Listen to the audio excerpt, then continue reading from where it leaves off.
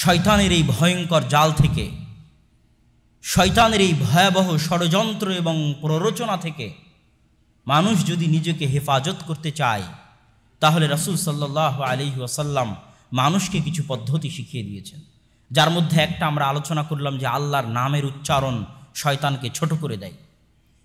আল্লাহ সুবহানাহু ওয়া তাআলা পবিত্র কোরআনে বলছেন যে ইম্মা ইয়ানজাগান্নাকা শাইতান, শয়তান যদি তোমাদেরকে আঘাত করে, শয়তান যদি তোমাদের উপর আক্রমণ করে, ফাস্তাইয বিল্লাহ, তাহলে আল্লাহর নিকটে পরিত্রাণ চাও, আউযু বিল্লাহি মিনাশ শাইতানির রাজীম পড়ার মাধ্যমে।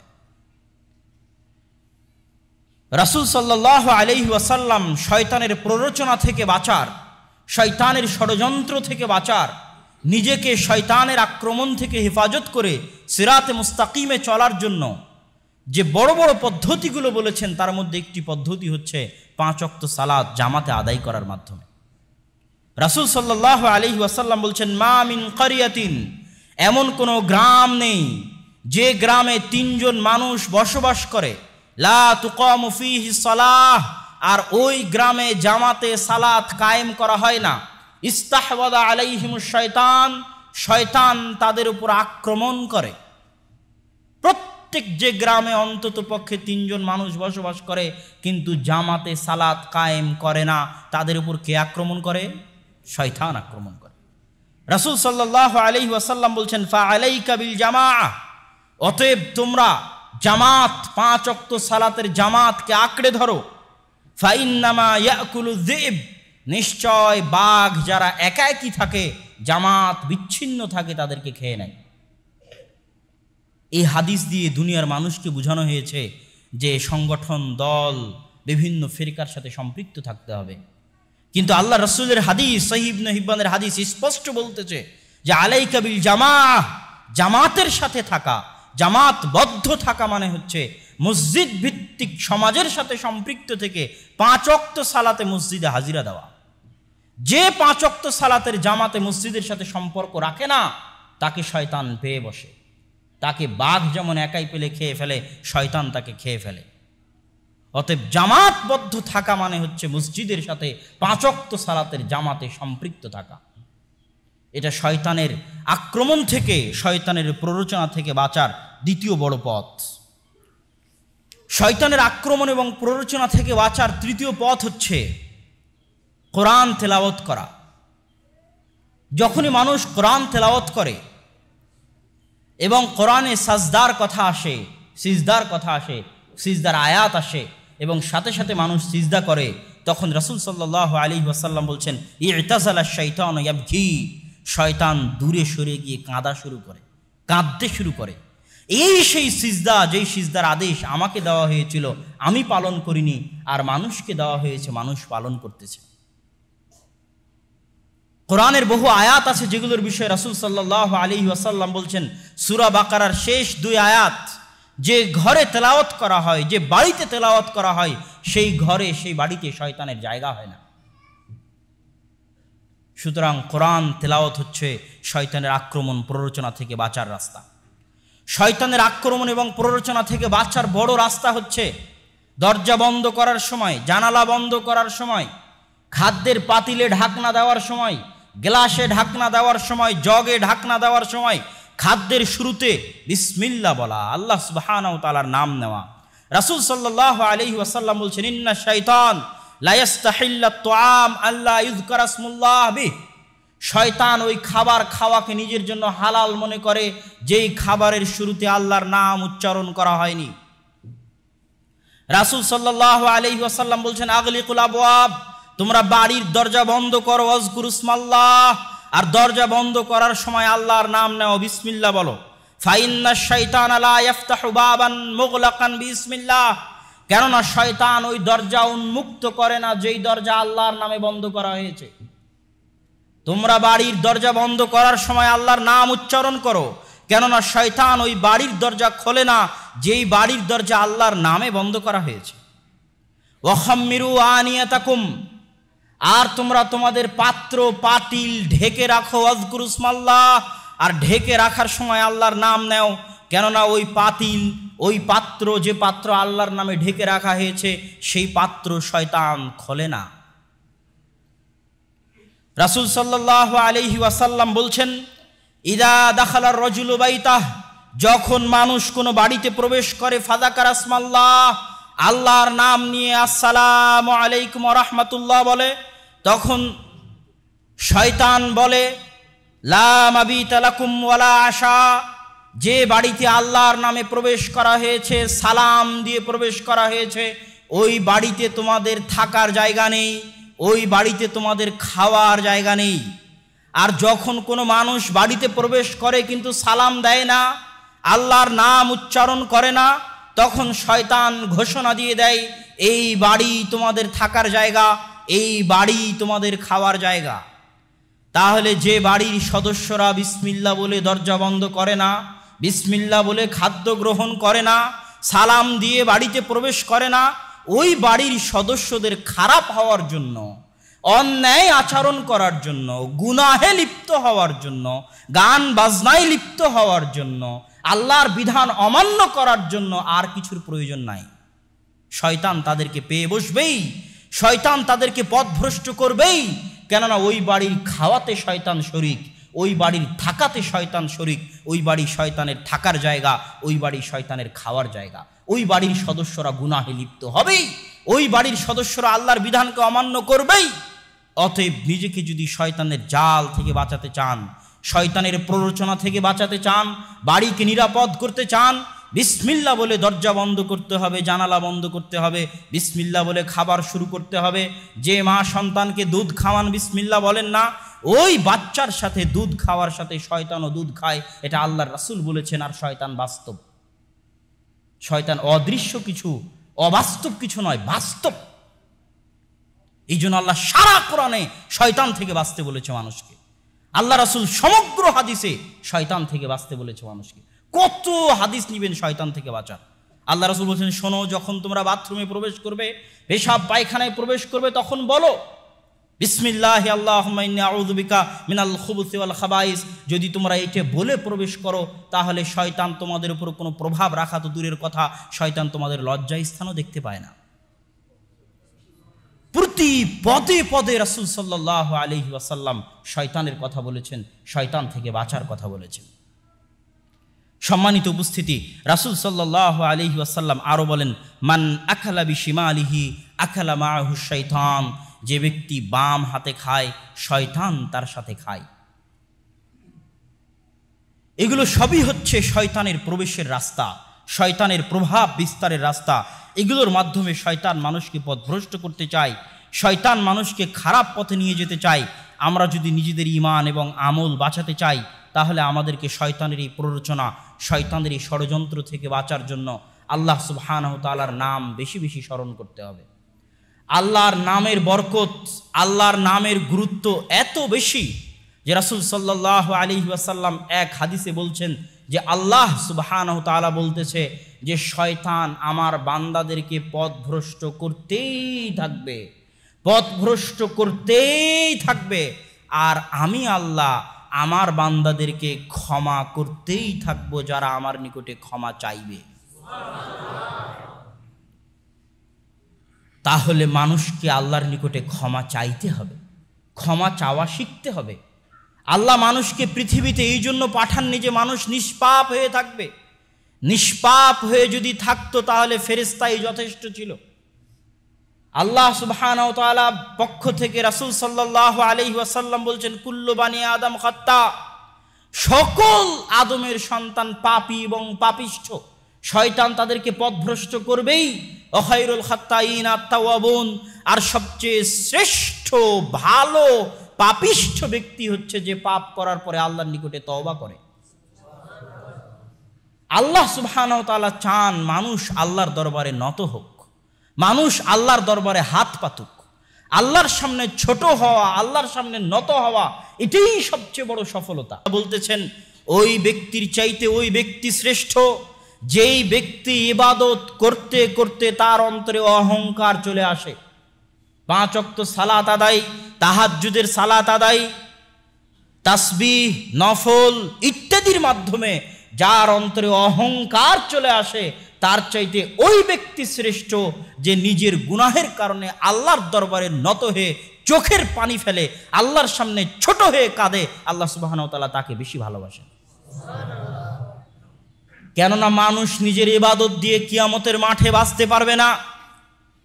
মানুষ নিজের ইবাদত আমল দিয়ে কিয়ামতের মাঠে বাঁচতে পারবে না আল্লাহর দয়া, আল্লাহর রহমত, আল্লাহর ক্ষমা ছাড়া। এই জন্য প্রত্যেক মানুষের নিজেকে জিজ্ঞাসা করা উচিত তার সাথে আল্লাহর সম্পর্ক আছে কিনা, তার সাথে আল্লাহর যোগাযোগ কানেকশন আছে কিনা, সে আল্লাহর সাথে কথা বলতে পারে কিনা, আল্লাহ সুবহানাহু ওয়া তাআলার সাথে কিছু চাইতে পারে কিনা। যার সাথে আল্লাহর সম্পর্ক নাই, যার সাথে আল্লাহর যোগাযোগ নাই, সে এতিম, সে মিসকিন, তাকে বাঁচানোর কেউ নাই, তার কোনো অভিভাবক নাই, লা ওয়ালিয়া লাহু ওয়ালা নাসিরা, তার সাহায্যকারী কেউ নাই। সে কোন ডাস্টবিনে পড়ে মারা গেল এটাও আল্লাহ সুবহানাহু ওয়া তাআলা খবর রাখবেন না। দুনিয়াতেও রহমতের দৃষ্টি দিবেন না, কিয়ামতের মাঠেও করুণার দৃষ্টি দিবেন না। আর যে আল্লাহর রহমত এবং করুণার দৃষ্টি থেকে বঞ্চিত থাকে সে এতিম, সে মিসকিন। আপনার পিতামাতা আপনাকে যত ভালোবাসে, আপনার ভাই বোন আত্মীয় স্বজন আপনাকে যত ভালোবাসে, আপনার সৃষ্টিকর্তা আল্লাহ সুবহানাহু ওয়া তাআলা আপনাকে তার চেয়ে বেশি ভালোবাসে। আপনি মানুষের দয়া চাইতে হলে মানুষের দরবারে যেতে হয়, মানুষের অনুগ্রহ সহযোগিতা নিতে হলে তার কাছে যেতে হয়, যে ভাই আমাকে 2টা টাকা দেন, সহযোগিতা করেন, তারপরে মানুষ সহযোগিতা করে। আর আল্লাহ সুবহানাহু ওয়া তাআলা আলা কুল্লি শাইইন কাদির, সব কিছুর উপর ক্ষমতাবান হওয়ার পরেও ফাআলুল লিমা ইউরিদ, যা ইচ্ছা তাই করতে পারার ক্ষমতা রাখার পরেও আজিজুন কাবি, পরাক্রমশালী মহা জ্ঞানী হওয়ার পরেও প্রত্যেক রাতের শেষ আসমানে এত মহান সত্তা, মহাপরাক্রমশালী সত্তা মানুষের দরবারে হাজিরা দেন। হাল মিন মুস্তাগফিরিন ইস্তাগফিরুনি, আছে কি আদম সন্তানের কেউ ক্ষমা চাইবে, আমি আল্লাহ তাকে ক্ষমা করে দিব। আছে কি আদম সন্তানের কেউ আমার কাছে রিজিক চাইবে, আমি আল্লাহ তাকে রিজিক দিব। আছে কি আদম সন্তানের কেউ আমার কাছে কিছু চাইবে, আমি তাকে তা দিয়ে দিব। আল্লাহ মানুষের দরবারে হাজিরা দেন। কিন্তু মানুষ এত নিমক হারাম, মানুষ এত নিমক হারাম যে মানুষ আল্লাহ সুবহানাহু ওয়া তাআলার দয়াকে নিজের পা দিয়ে পদদলিত করে, আল্লাহ সুবহানাহু ওয়া তাআলার দয়াকে অবমূল্যায়ন করে, আল্লাহ সুবহানাহু ওয়া তাআলার রহমত এবং করুণাকে ছোট করে দেখে। অথচ ইন্নাল ইনসানা খুলিকা হালুআ, মানুষ সবচেয়ে দুর্বল করে সৃষ্টি করা হয়েছে।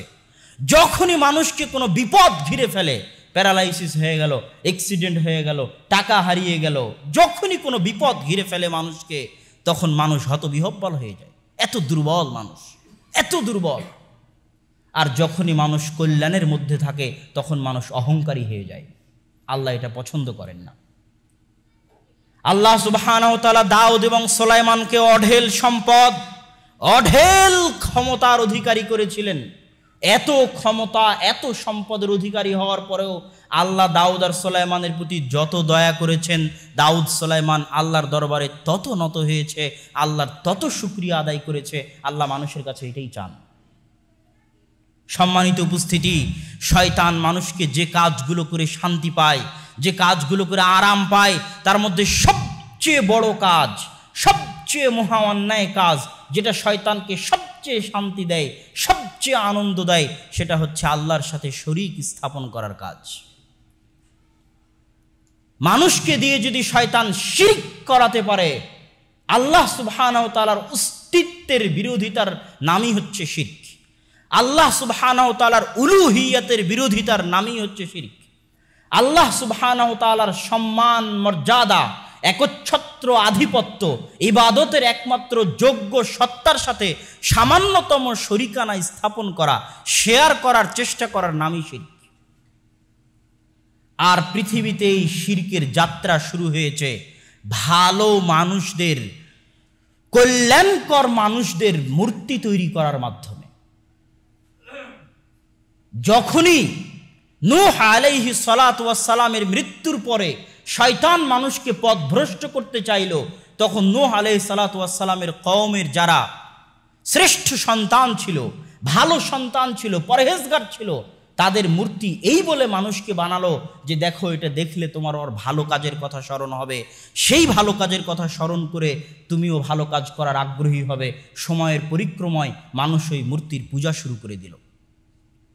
এই জন্য শিরক অনেক ভয়ঙ্কর, অনেক ভয়াবহ।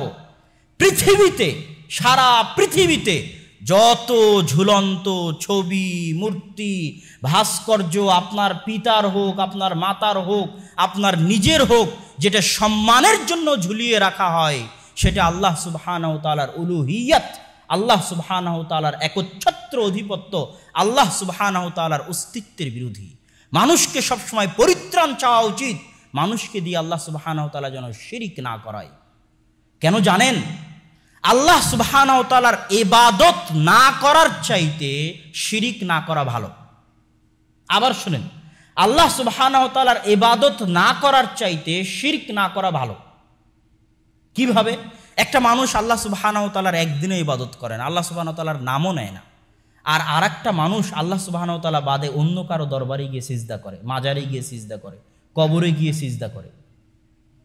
এই মানুষটার মধ্যে ওই মানুষটা খারাপ যে আল্লাহ সুবহানাহু ওয়া তাআলা বাদ দিয়ে অন্য কারো কবরে গিয়ে সিজদা দিয়েছে। কেননা সে আল্লাহর অস্তিত্বের সাথে, আল্লাহর উলুহিয়াতের সাথে শরিকানা স্থাপন করেছে। আপনি চান না যে আপনার স্ত্রী আপনাকে বাদে অন্য কাউকে ভালোবাসুক। এটা আপনার কাছে যতটা খারাপ লাগে যে আল্লাহর অক্সিজেন, জমিন, আসমান সব দয়া আপনি ভক্ষণ করছেন, খাচ্ছেন, চলছেন, শ্বাস নিচ্ছেন, বেঁচে আছেন, সেই আল্লাহ বাদ দিয়ে আপনি অন্য কারো ইবাদত করবেন, এটা আল্লাহ বরদাস্ত করতে পারেন না। এই জন্য আল্লাহ সুবহানাহু ওয়া তাআলা বলছে যত গুনাহ আছে সব গুনাহ ক্ষমা করে দিব, কিন্তু শিরকের গুনাহ ক্ষমা করতে পারবো না। এই জন্য শয়তান সবসময় চেষ্টায় থাকে শিরক করানোর। আল্লাহ সুবহানাহু ওয়া তাআলা আমাদেরকে শিরক থেকে বেঁচে থাকার তৌফিক দান করুক, আল্লাহুম্মা আমিন। শয়তানের প্ররোচনার দ্বিতীয় সবচেয়ে বড় রাস্তা হচ্ছে দুনিয়া, তৃতীয় সবচেয়ে বড় রাস্তা হচ্ছে নারী। দুনিয়াকে কিভাবে শয়তান ভয় দেখায়? আল্লাহ সুবহানাহু ওয়া তাআলা কোরআন বলছে, আশ-শাইতান, শোনো, শয়তান তোমাদেরকে দারিদ্রতার ভয় দেখাবে, শয়তান তোমাদেরকে টাকার অভাবের ভয় দেখাবে। এই চাকরি, ব্যাংকের হারাম চাকরি, খবরদার, যদি না করো তাহলে না খেয়ে মারা যাবে। এই হারাম উপার্জন যদি না করো, না খেয়ে মারা যাবে। শয়তান মানুষকে সর্বদা দারিদ্রতার ভয় দেখায়, রিজিক, রুজি রুটির ভয় দেখিয়ে মানুষকে দিয়ে হারাম কাজ করিয়ে নেয়। অথচ মা মিন দাব্বাতিন ফিল আরদি ইল্লা আলাল্লাহি রিজকুহা, আসমানের নিচে, জমিনের উপরে এমন কোনো পশু, পাখি, জীব জন্তু, জানোয়ার, মশা, মাছি, পিঁপড়া এমন কিছুই নাই যার রিজিকের দায়িত্ব আল্লাহ বহন করেন না। সকলের রিজিকের দায়িত্ব আল্লাহ বহন করেন। 50,000 বছর পূর্বে পৃথিবী সৃষ্টির যে রিজিক লেখা হয়েছে সেটা নিয়ে মানুষ দুনিয়াতে আসে। শয়তান তৃতীয় যে প্ররোচনা দেয় সেটা হচ্ছে নারীর প্ররোচনা, ভয়ঙ্কর এবং ভয়াবহ প্ররোচনা। এই জিনিসগুলোর মাধ্যমে শিরক, দুনিয়ার লোভ, নারীর লোভ, এই জিনিসগুলোর মাধ্যমে শয়তান মানুষকে পথভ্রষ্ট করতে থাকে, জাহান্নামের দিকে নিয়ে যেতে থাকে। আর মানুষ যদি শয়তানের এই প্ররোচনা থেকে বাঁচতে চায়, মানুষকে বেশি বেশি আল্লাহর নাম নিতে হবে, খেতে, বসতে, উঠতে বেশি বেশি আল্লাহর জিকির করতে হবে, স্মরণ করতে হবে। আলা বিযিক্রিল্লাহি তাতমাইন্নুল কুলুব, অন্তর প্রশান্তি পায় আল্লাহর স্মরণে। কার স্মরণে অন্তর প্রশান্তি পায়? আল্লাহর স্মরণে। গুনাহ করতে করতে অন্তর ছটফট করতে থাকে, গুনাহ করতে করতে অন্তর কালো হয়ে যায়। প্রত্যেক গুনাহ অন্তরের উপর অত্যাচার, প্রত্যেক গুনাহ অন্তরের উপর অত্যাচার। আল্লাহ কোরআনে বলছেন, রব্বানা যালামনা আনফুসানা, হে আল্লাহ আমি আমার অন্তরের উপর অত্যাচার করেছি, গুনাহ করেছি। এই কথা আল্লাহ বলেননি, কেননা প্রত্যেক গুনাহ অন্তরের উপর অত্যাচার। এই আত্মা কাঁদে। আপনি একা একই নীরবে, একবার যদি নীরবে একা একই ভাবেন, দেখবেন আপনার আত্মার কান্নার আওয়াজ আপনি শুনতে পাচ্ছেন। সে তার প্রতিপালকের দিকে ফিরে যেতে চায়, তার সৃষ্টিকর্তার দিকে ফিরে যেতে চায় নিজের অজান্তে। কেননা প্রত্যেক আদম সন্তান খুলিকা আলাল ফিতরা, ইসলামের ওপর তার সৃষ্টি হয়েছে, তার জন্ম হয়েছে। পরবর্তীতে তার পিতামাতা শয়তান তাকে পথভ্রষ্ট করেছে। সম্মানিত উপস্থিতি, এই জন্য মানুষের আত্মাকে যদি মানুষ প্রশান্তি দিতে চায়, আল্লাহ সুবহানাহু ওয়া তাআলাকে স্মরণ করতে হবে। আকিমিস সালাত লিযিকরি, তোমরা সালাত কায়েম করো আল্লাহকে স্মরণ করার জন্য। অন্তত পক্ষে দিনে রাতে 24 ঘন্টায় অন্তত পক্ষে 5 বার তোমরা আল্লাহকে স্মরণ করিও। যে 5 ওয়াক্ত সালাতে হাজিরা দেয় না, তার সাথে আল্লাহর সম্পর্ক থাকে না। আর যে 5 ওয়াক্ত সালাতে নিয়মিত হাজিরা দেয়, 5 ওয়াক্ত সালাতের পাশাপাশি নফল সালাত আদায় করে, সুন্নাত সালাত আদায় করে। আল্লাহ সুবহানাহু ওয়া তাআলা বলতেছে এই 5 ওয়াক্ত সালাত নিয়মিত আদায়কারী, 5 ওয়াক্ত সালাতের পরে সুন্নাত নফল নিয়মিত আদায়কারী এই বান্দাকে আমি এত ভালোবাসতে শুরু করি যে সে যে হাত দিয়ে ধরে আমি সে হাত হয়ে যাই, সে যে পা দিয়ে চলে আমি সে পা হয়ে যাই, যে কান দিয়ে শুনে আমি সে কান হয়ে যাই। আল্লাহ সুবহানাহু ওয়া তাআলা রাসূল সাল্লাল্লাহু আলাইহি ওয়াসাল্লামের হাদিসের বাক্য। মানুষ আল্লাহর নিকটে চলে যায়, কাছে চলে যায় আল্লাহর ইবাদত দিয়ে। আর যে ব্যক্তি এই বান্দার সাথে শত্রুতা করবে, আল্লাহ সুবহানাহু ওয়া তাআলা তার সাথে শত্রুতা করবেন। মানুষ আল্লাহর নিকটে, আল্লাহর আশ্রয়ে, আল্লাহর রহমতে, আল্লাহর করুণায় চলে যায় আল্লাহ সুবহানাহু ওয়া তাআলার ইবাদত দিয়ে। আর মানুষের এই অন্তর একসাথে দুইটা জিনিসকে ভালোবাসতে পারে না। আল্লাহকেও ভালোবাসবে, শয়তানকেও ভালোবাসবে, আল্লাহরও দাসত্ব করবে, শয়তানেরও দাসত্ব করবে, এটা হতে পারে না। পৃথিবীতে মানুষ দুই ধরনেরই, হয় শয়তানের গোলাম না হয় আল্লাহর গোলাম, হয় শয়তানের দাস না হয় আল্লাহর দাস, হয় শয়তানের ইবাদত করার মাধ্যমে শয়তানকে খুশি করে, না হয় আল্লাহর ইবাদত করার মাধ্যমে আল্লাহকে খুশি করে। হয় অন্তর দিয়ে আল্লাহকে ভালোবাসে, না হয় অন্তর দিয়ে শয়তানকে ভালোবাসে। আল্লাহ সুবহানাহু ওয়া তাআলা আমাদেরকে আল্লাহকে ভালোবাসা, আল্লাহর দাসত্ব করার, ইবাদুর রহমান, আল্লাহর বান্দায় পরিণত হওয়ার, আল্লাহর দিকে ফিরে যাওয়ার, আল্লাহর সাথে সম্পর্ক তৈরি করার তৌফিক দান করুক আল্লাহুম্মা আমিন। মানুষের সামনে যখন চারিদিকের দেওয়াল বন্ধ হয়ে যায়, পৃথিবীর যে কোনো প্রান্তে, যে কোনো জায়গায় আপনাকে মানুষ আপনার শত্রুতায় আপনার পথ বাধাগ্রস্ত করবে, যখন দেখবেন চারিদিকের দেওয়াল বন্ধ, তখন একটা কথা মাথায় রাখবেন, আসমানের দরজা কোনোদিন বন্ধ হয় না। যত বিপদেই থাকেন, যেই দিক দিয়ে আপনার রাস্তা বন্ধ করে দেওয়া হোক, আসমানের দরজা খোলা থাকে। আর যার সম্পর্ক আসমানে থাকে তার হেফাজতের দায়িত্ব আল্লাহ সুবহানাহু ওয়া তাআলার। তার মৃত্যু কল্যাণকর, তার বেঁচে থাকাও কল্যাণকর। ধন সম্পদের মালিক হওয়া মানে আল্লাহর ভালোবাসা অর্জন করা তা নয়। আল্লাহ ধন সম্পদের মালিক কাফের কারুনকেও করেছেন, ক্ষমতার মালিক কাফের ফেরাউনকেও করেছেন। আল্লাহ রাসূল সাল্লাল্লাহু আলাইহি ওয়াসাল্লাম বলছেন, আল্লাহ দুনিয়া দেয়, ইউতিদ দুনিয়া লিমান ইউহিব্বু ওয়া মান লা ইউহিব। আল্লাহ দুনিয়ার ক্ষমতা, দুনিয়ার রাজত্ব, দুনিয়ার ধন দৌলত তাকেও দেন যাকে ভালোবাসেন, তাকেও দেন যাকে ভালোবাসেন না। কিন্তু আল্লাহর আনুগত্য করার, আল্লাহর দ্বীনের পথে চলার, সিরাতে মুস্তাকিমে চলার একমাত্র তৌফিক তাকে দেন যাকে আল্লাহ ভালোবাসেন। অতএব যে গান বাজনায় লিপ্ত আছে তার জন্য এটাই বড় শাস্তি যে আল্লাহ তাকে গান বাজনায় লিপ্ত রেখেছে। যে সুদের ব্যবসায় লিপ্ত আছে তার জন্য এটাই বড় শাস্তি যে আল্লাহ তাকে সুদের ব্যবসায় লিপ্ত রেখেছে। যে হারাম সম্পর্কে আছে তার জন্য এটাই বড় শাস্তি যে আল্লাহ তাকে তার দরবার থেকে, তার রহমত থেকে, তার করুণা থেকে বঞ্চিত রেখে শয়তানের দাসত্বে নিয়োজিত রেখেছে। আর সেই ধনী, সেই কল্যাণকর, সেই আল্লাহর রহমত প্রাপ্ত যে ফজরের সালাত আদায় করতে পেরেছে জামাতের সাথে, তার উপর আল্লাহর দয়া আছে। আল্লাযীনা আন'আমতা আলাইহিম, যাদেরকে আল্লাহ ভালোবাসেন তাদের প্রমাণ। আল্লাহ সুবহানাহু ওয়া তাআলা আমাদেরকে আল্লাহর ভালোবাসা পাওয়ার, আল্লাহর করুণা পাওয়ার, আল্লাহর সাথে সম্পর্ক তৈরি করার তৌফিক দান করুক। আল্লাহুম্মা আমিন।